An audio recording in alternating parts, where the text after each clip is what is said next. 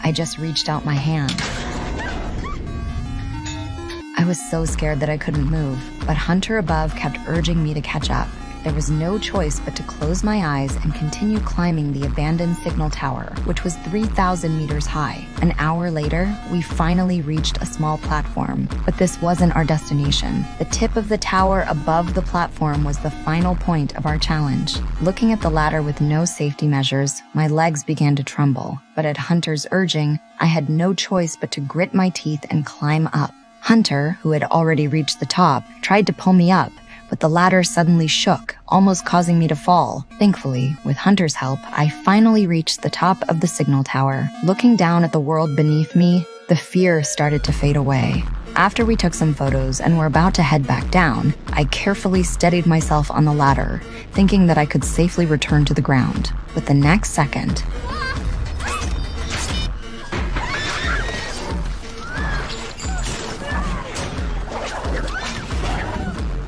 luckily, Hunter grabbed the tip of the tower just in time, preventing me from falling, with the safety rope still attached to me. With the help of my best friend, I made it back to the top of the tower, but the ladder below had already broken. We couldn't climb down. We took out our phones to call for help, but there was no signal at 3,000 meters above the ground.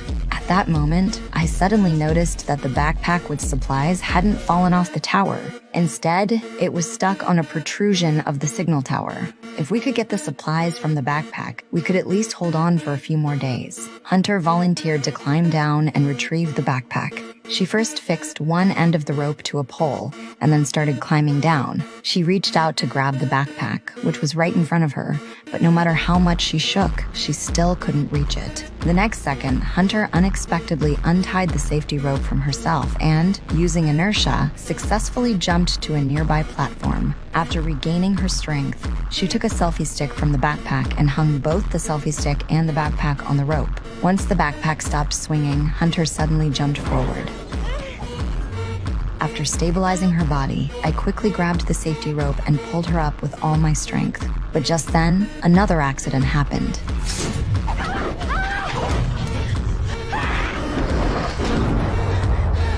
The sudden shock scared me so much that I froze in place, not knowing what to do. I cautiously looked outside.